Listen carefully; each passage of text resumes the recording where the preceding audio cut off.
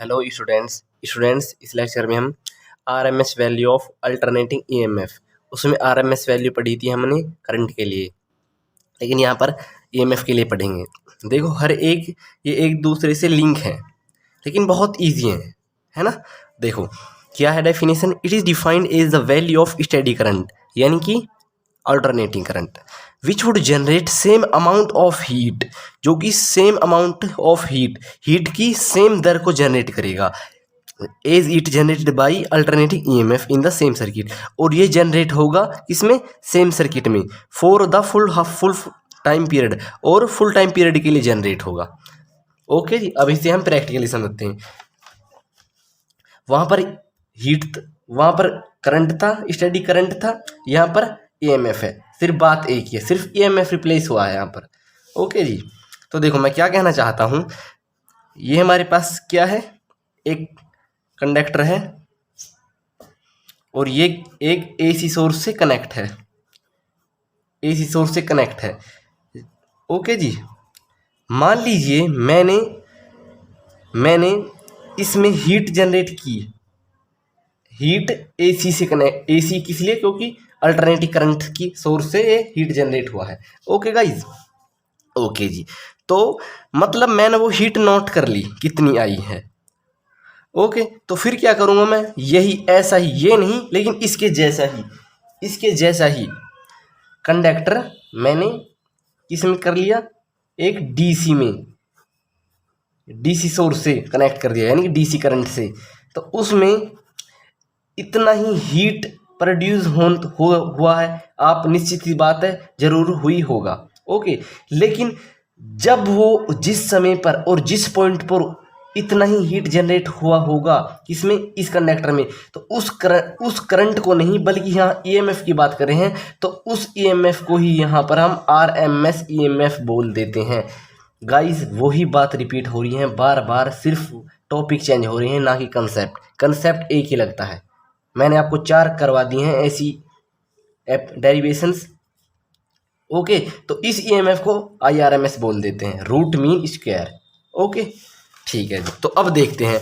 It is defined as the value of steady EMF which would generate same amount of heat as generated by alternating EMF in the same circuit for full time period. अब हिंदी में बताता हूँ आपको, यह इस तरीके से परिभाषित है कि steady EMF which would generate same amount of heat, जो कि हीट की सेम अमाउंट को जनरेट करेगी as it generated by alternating EMF in the same circuit, और जो कि सेम सर्किट में अल्टरनेटिंग ईएमएफ के द्वारा जनरेट होगा, सेम सर्किट में।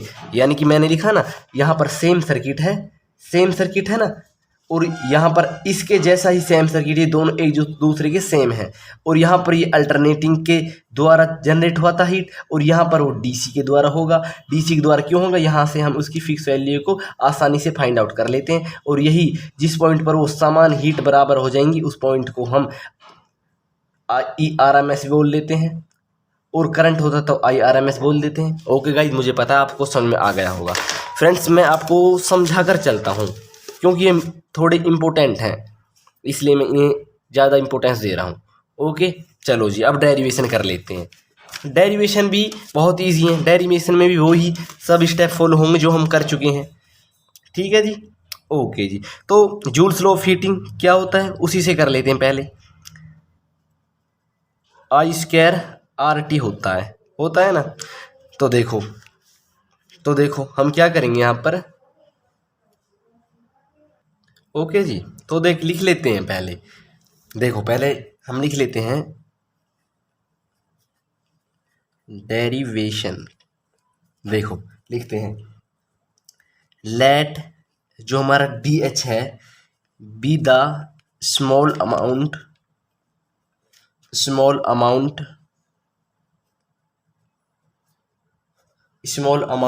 ऑफ हीट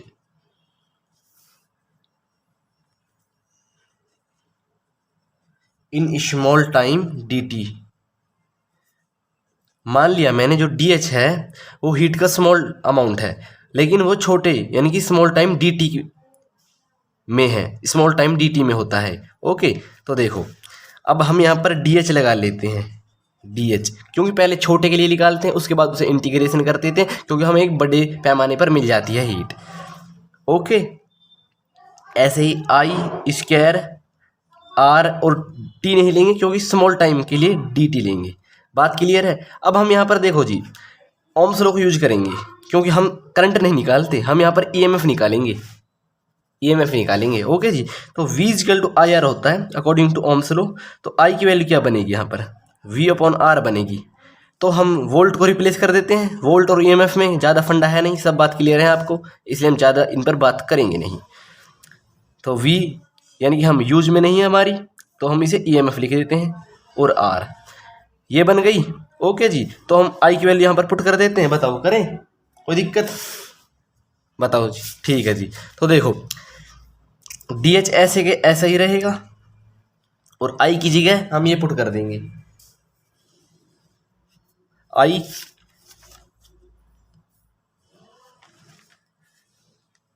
R, और इस I के ऊपर कंप्लीटली क्या है हमारा, स्क्वायर है, तो स्क्वायर चढ़ जाएगा, RDT बचा, यहाँ पर RDT। गाइस बहुत ही, मैं एक तरह से बहुत ही बच्चे की तरह समझा रहा हूँ आपको, लेकिन इसमें तो अब आप जीनियस बन गए होंगे, मुझे थोड़ा स्पीड अपनी बढ़ा देनी चाहिए अगर सभी लेक्चर देख कर आए हैं तो। RDT देखो, एक R से एक R कैंसिल आउट। तो अब आप मुझे एक बात बताओ, साइन की इक्वेशन पढ़ी थी आपने, सॉरी करंट की इक्वेशन पढ़ी थी, क्या थी, तो EMF की भी पढ़ी होगी, equal to E0 sine omega T, ये थी। तो E की जगह हम यहाँ पर ही पुट करेंगे, बताओ जी, कोई दिक्कत तो नहीं है यहाँ तक, बताओ। ओके, इस E की जगह मैं ये पर यहाँ पर इस इक्वेशन को लिख रहा हूँ। ओके जी, तो E0 साइन ओमेगा टी और DT स्क्वायर अपॉन R, बताओ जी, समझ में आया? कुछ है नहीं इतना बड़ा, तो सिर्फ हमने इस E की जगह ये इक्वेशन पुट की है। गाइस आगे चलें तो ओके जी, तो DH एज इट इज़। अब हम इसे इसकी स्क्वायर को सेपरेट कर रहे हैं, यानी कि जैसे कि E के पास अलग, साइन स्क्वायर ओमेगा टी के पास अलग, और हमारा DT, क्लियर है बात, और R ऐसा का ऐसा ही, बताओ जी। ठीक है, तो देखो अब ये आया स्मॉल अमाउंट ऑफ हीट का स्मॉल अमाउंट आया, ना कि बड़ा अमाउंट। तो बड़ा अमाउंट करने के लिए हम इंटीग्रेशन कर देते हैं, बताओ जी, ये सारी बात आप जानते हैं। तो आपने एक फॉर्मूला पढ़ा होगा, 2 sine square theta equal to 1 minus cos 2 theta होता है, एक फॉर्मूला है। हम मैथ कराएंगे आपको, उसमें और डीपली पढ़ेंगे इनके बारे में, ठीक है ना। इस बार फिर आप याद ही रखो, बायो वाले बच्चे तो याद ही रखो। तो साइन स्क्वायर थीटा हम लिख सकते हैं 1 माइनस कॉस 2 थीटा अपॉन 2, ये बात लिख सकते हैं, बताओ जी। तो थीटा की जगह सिर्फ यहाँ ओमेगा है, ओमेगा पुट कर दूंगा मैं, देख, sine square omega T 1 minus cos 2 omega T. Okay जी, और 2 हमारा ऐसा ही। तो यानी कि इसकी जगह साइन स्क्वायर ओमेगा टी की जगह मैं ये लिख सकता हूँ बिना किसी हिचकिचाहट के, बताओ। ओके जी, तो लिख देते हैं, इसकी देरी है। क्यों लिखता हूँ पता है ना आपको, क्योंकि साइन स्क्वायर ओमेगा टी का सीधा इंटीग्रेशन होता नहीं है, इसलिए लिखता हूँ DH E0 स्क्वायर, और साइन स्क्वायर ओमेगा टी की जगह क्या लिख दूं, बताओ जी। और पहले मैं R को भी मैं पहले बाहर ही निकाल रहा हूं। ओके जी, इस R को मैं बाहर निकाल रहा हूं, और इसे हम नेक्स्ट उसमें करेंगे, आपको फिर देखना पड़ेगा। तो देखो sign square omega T into DT का मतलब पता है, D2 ही हमें बताता है विद रिस्पेक्ट DT, और जो DT के साथ होता है उसी का हमें कोफिशिएंट देखना होता है। ओके, ठीक है गाइस, ओके जी, यहाँ तक बात क्लियर है, बताओ। सो गाइस अब हम क्या करते हैं, अब हम इंटीग्रेट कर देते हैं both side, integrate on both side, on both side. देखो दोनों तरफ से इंटीग्रेस कर देते हैं। यहाँ पर यहाँ पर 0 से वो h तक था, और यहाँ पर था 0 से t तक, क्योंकि फुल टाइम पीरियड तक ले रहे हैं, ना कि हाफ के लिए। ओके जी, तो ई नॉट स्क्वायर अपॉन के r sign square omega t और इंटू डी टी। बताओ गाइस, बात क्लियर है? ठीक है ना? ओके जी, तो देखो अब हम क्या कर रहे हैं यहाँ पर, अब हम इंटीग्रेट हमने कर दिया है। इंटीग्रेट जो आपको ये रूल जानते होंगे, जो कांस्टेंट होता है उसे हम बाहर निकाल देते हैं। तो ये कंप्लीट हमारा कांस्टेंट है, इसे हम बाहर निकाल देंगे। तो क्या कांस्टेंट है हमारा, और इसका तो पता है इसका कैसे होता है। ये हमारा जैसे हम ये सॉल्व करते हैं तो इसका आता है एच की लिमिट ऐसे होती है, और करेंगे फिगर नोट। ये हमने इंटीग्रेशन के बाहर निकाल दिया क्योंकि कांस्टेंट चीज़ है। तो क्या बचा, sign square omega T into D T. अब साइन स्क्वायर ओमेगा टी का इंटीग्रेशन होगा नहीं, तो साइन स्क्वायर ओमेगा टी की जगह मैं ये लिख सकता हूँ। ओके जी, देखो ई naught square upon K are, और इसकी जगह लिख रहा हूँ मैं, देखो इसकी जगह लिख रहा हूँ, क्या लिख रहा हूँ बताओ जी, 1 minus cos 2 omega T upon के 2। बताओ जी, और इनटू में है हमारा डी टी। सिंपल सी बात है, आपको समझ में आ गई होगी। ओके, तो देखो ये ऐसे है हमारा, ये डी टी इस 1 के साथ भी मल्टीप्लाई है, इसके साथ भी मल्टीप्लाई है, और अभी इसे करेंगे हम, ये हो जाएगा हमारा अपर लिमिट माइनस के लोअर लिमिट। बताओ गाइज, ये मतलब ऐसे हो जाएगा। यहाँ पर एच है, ये एच ना कि टी, ऊपर एच था ना। ओके, तो ऐसे रहेगा ये सिंपल बात, तो इस पर ज़्यादा ध्यान देना नहीं है। क्लियर है बात? है ये हमारा एच बचेगा।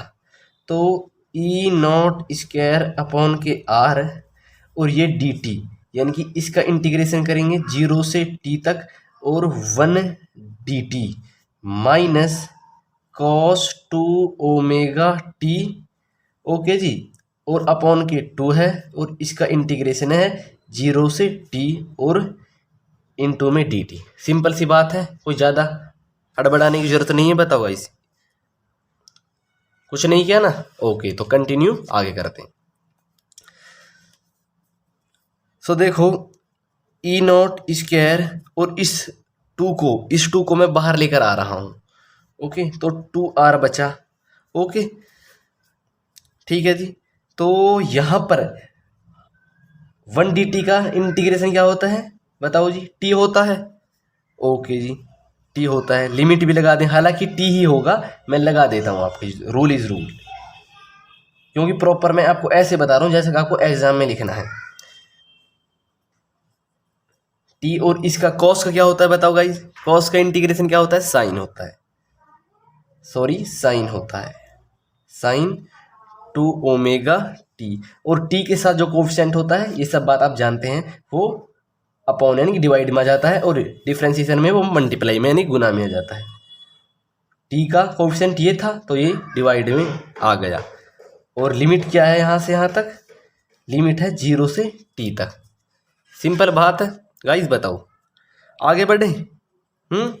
ठीक है जी, तो देखो ई नॉट स्क्वायर 2r, और यहाँ पर क्या होगा, यहाँ पर एक बार अपर लिमिट माइनस के लोअर लिमिट।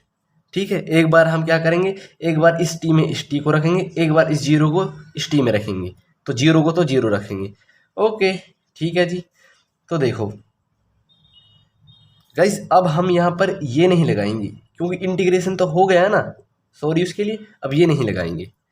ओके जी, ठीक है, तो देखो अब इस 2 ओमेगा को मैं बाहर निकाल देता हूँ, इससे 2 ओमेगा को बाहर निकाल दिया। ओके, तो बचा क्या हमारा, साइन। अब इसमें मैं लिमिट को पुट कर रहा हूँ, लेकिन अभी नहीं कर रहा मैं, ज़्यादा कॉम्प्लिकेटिव हो जाएगा। Sign to omega T, limit ऐसे के ऐसे चल रही हैं, बताओ जी। ठीक, ओके जी। तो ई नॉट स्क्वायर टू आर, और ये बचेगा हमारा टी माइनस टू ओमेगा, और अब हम इस टी में upper limit minus lower limit कर देंगे।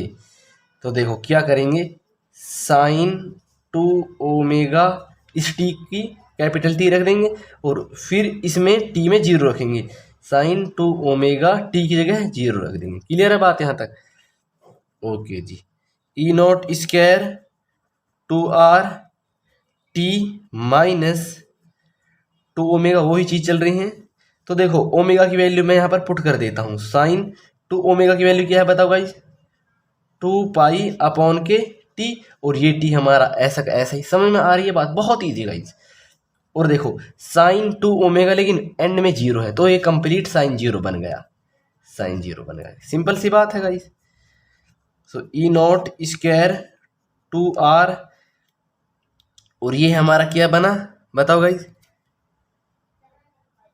ये हमारा टी ऐसा का ऐसा ही रहा। तो देखो, और यहाँ उसके बाद माइनस है ना, तो देखो टी से टी कैंसिल आउट, बात समझिएगा, टी से टी कैंसिल आउट, तो 2 दूनी 4 और पाई 4 पाई, साइन 4 पाई की वैल्यू मैंने आपको पिछली वीडियो में बताई थी, जीरो होती है। सो ये बनेगा जीरो, और माइनस साइन जीरो जीरो, तो ये कंप्लीट जीरो, इस कंप्लीट जीरो की वैल्यू इसे भी जीरो कर देगी, तो ये कंप्लीट हमारा जीरो बन गया, तो हम इसे लिखेंगे नहीं। तो यानी कि हमारी यही इक्वेशन आ गई। ये किसकी आई थी? ये एसी की आई थी, एसी हीट की। इक्वेशन 1 मान लेता हूँ, बताओ जी, सिंपल बात है कि नहीं? ओके जी, ठीक है। तो अब आगे बढ़ते हैं। ओके गाइज, आगे बढ़ते हैं। अब हीट हम किसके लिए? डीसी के लिए निकालेंगे। ओके, ठीक है। तो मान लेते हैं लेट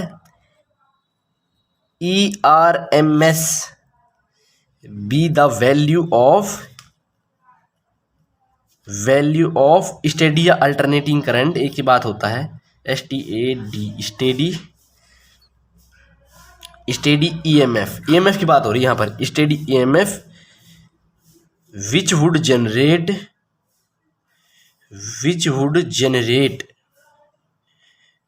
या जनरेटेड हो चुका है, generate same amount of heat.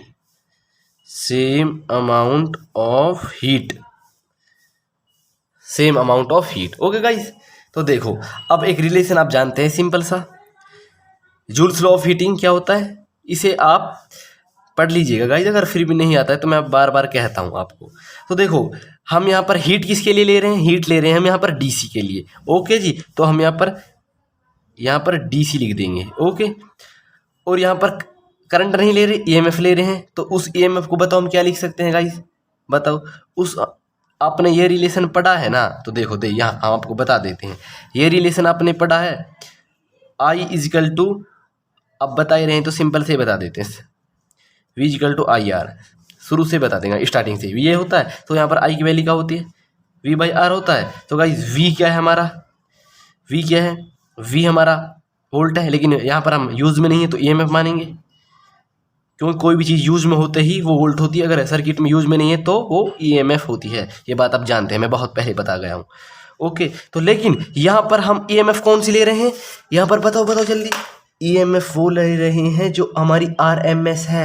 RMS EMF वही होती है जो हमारे AC करंट की हीट को बराबर कर देती है DC करंट के कंडक्टर में। ओके गाइज, ठीक है जी।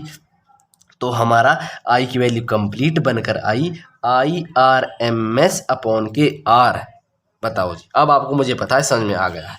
तो हम यहाँ पर लिख सकते हैं इस रिलेशन से ही, I की वैल्यू क्या है बताओ गाइज? I की वैल्यू E², लेकिन RMS है, और R और T हमारा एक कंप्लीट टाइम पीरियड है। I की वैल्यू हम यहाँ से लेकर आए हैं। ओके जी, क्लियर है बात यहाँ तक? बताओ, ठीक।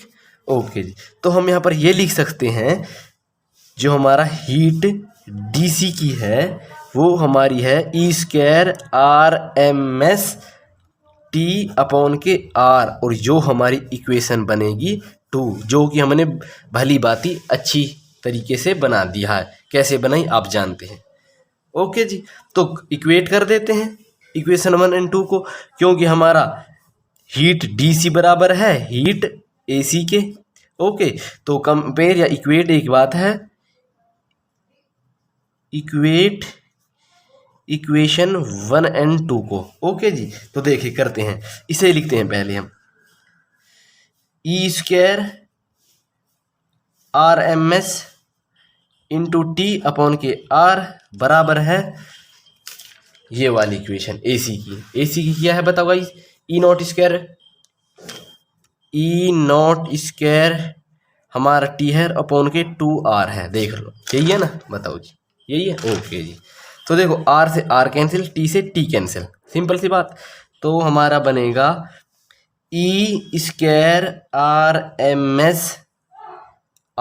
एस वैल्यू बनेगी, और यहाँ पर बचेगा ई नॉट स्क्वायर अपॉन के 2, बताओ जी यही बनेगा। ठीक, लेकिन हमें तो E square R M S नहीं चाहिए, only E R M S चाहिए, तो उसके लिए हम स्क्वायरिंग कर देते हैं, स्क्वायरिंग बोथ साइड, सिंपल सी बात है। तो कर दो गाइस, यहाँ पर स्क्वायर चढ़ा दो आर एम एस, और यहाँ पर भी स्क्वायर चढ़ा दो ई नॉट स्क्वायर अपॉन के 2, स्क्वायर से इस पर कैंसिल आउट, स्क्वायर से रूट कैंसिल आउट, तो क्या बनेगा बताओ, यहाँ पर बनेगा ई आर एम एस, और यहाँ पर ई नॉट, यहाँ पर लेकिन यहाँ पर नहीं, क्योंकि 2 के पास स्क्वायर नहीं था, तो ये 2 बनेगा। और रूट 2 की वैल्यू क्या होती है गाइस, बता दो जी मुझे, 1.440। तो जैसे ही हम यहाँ पर 1.440 की वैल्यू पुट करेंगे, तो देखो क्या होगा, ई नॉट 1 रूट 2 की वैल्यू क्या होती है 1.440, और यहाँ पर क्या करेंगे, उसे सॉल्व कर देंगे, क्योंकि 1 का क्या होता है, पॉइंट का 1 होता है, जितने अंक पीछे उतना ही 0, तो 1000 आ गया, तो 1000, और ये बनेगा फिर हमारा ऐसे बनेगा, देखो 1000 ये बनेगा और ई नॉट साथ में। तो इसे सॉल्व करेंगे तो E R M S value क्या आती है हमारी, वो देखिएगा, E R M S value आती है फ्रेंड्स हमारी, वो होती है 0. सॉल्व करके देखिएगा, हमने ऑलरेडी कर रखा है सॉल्व, और ई नॉट। ओके गाइज, ठीक है, तो ये हमारी वैल्यू आती है E R M S. Simple था, बहुत इजी था। ओके जी, ठीक है, तो स्टूडेंट्स इस लेक्चर में इतना ही। तब तक के लिए चैनल को share, subscribe and like please करना भूलिएगा।